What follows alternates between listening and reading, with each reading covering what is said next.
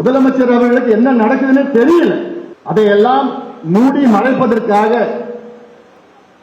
சூழ்ச்சிகள் செய்து நம்மை போன்ற கட்சிகளை குழப்பம் செய்து அதை எப்படியாவது பலவீனப்படுத்த வேண்டும் என்ற நோக்கத்தில் திமுக முயற்சி செய்து கொண்டிருக்கிறது. அந்த முயற்சி நிச்சயமாக வீணாக அவர்கள் வெற்றி பெற முடியாது. வன்னிய சமுதாயத்துக்கு துரோகம் செய்தது திமுக என்று பகிரங்கமாக குற்றச்சாட்டு நான் வைத்தேன். இந்த தேர்தலில் ஒரே ஒரு வன்னியர் கூட திமுகவுக்கு வாக்களிக்க கூடாது என்று அந்த தேர்தலில் அந்த மாநாட்டிலே நான் பேசினேன். காரணம், இந்த சமுதாயத்திற்கு திமுக செய்த மிகப்பெரிய துரோகம்.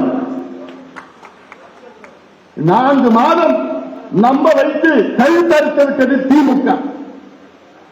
சமுதாயத்தையும் ஐயாவையும் இந்த சமுதாயத்தையும் கட்சியையும் நம்ப வைத்து 4 ஆண்டுகள் 4 மாதங்கள் 4 ஆண்டுகள் 4 ஆண்டு காலம் நம்ப வைத்து நான் இந்த சமுதாயத்துக்கு இடஒதுக்கீடு தருகிறேன் தருகிறேன் தருகிறேன் என்று எத்தனை முறை சட்டமன்றத்துக்கு உள்ளேயும் போய் சொல்றார், வெளியிலேயும் போய் எத்தனையோ முறை சந்தித்தோம். அப்போ ஒவ்வொரு முறையும் ஐயாவையும் என்னையும் பார்த்து நிச்சயமாக நான் செய்கிறேன் செய்கிறேன் செய்கிறேன்.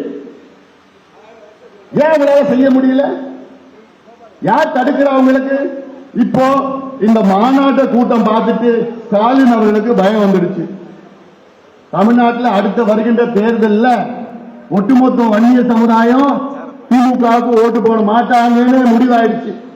அந்த பயம் ஸ்டாலின் அவர்களுக்கும் திமுக வந்துடுச்சு. இப்போ வந்த பிறகு என்ன இப்ப பண்ணிட்டாங்கன்னா நம்ம கட்சியை பலவீனப்படுத்துவதற்கு சூழ்ச்சிகள் நடந்து கொண்டிருக்கிறது.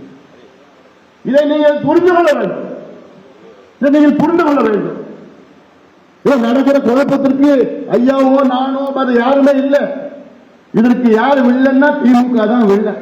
அதுல என்ன பண்ணிட்டாங்க, நம்ம கட்சியிலையும் சில சூழ்ச்சியாளர்கள் இருக்கின்றார்கள். அது யார் யாருன்னு கொஞ்சம் நாள்ல தெரிய போது நானும் சொல்றேன். பொறுமையா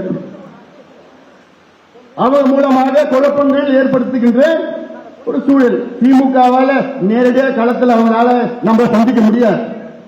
அந்த தைரியம் திமுகவுக்கு இல்லை.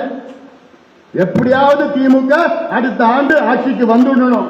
அதற்கு எந்தெந்த கட்சி எதிரில் யார் யார் இருக்காங்களோ எப்படியாவது உடைக்கணும், பிளவணும், குழப்பம் பண்ணணும். அந்த எண்ணத்துல தான் இப்ப நடவடிக்கைகளை இறங்கி இருக்கிறாங்க.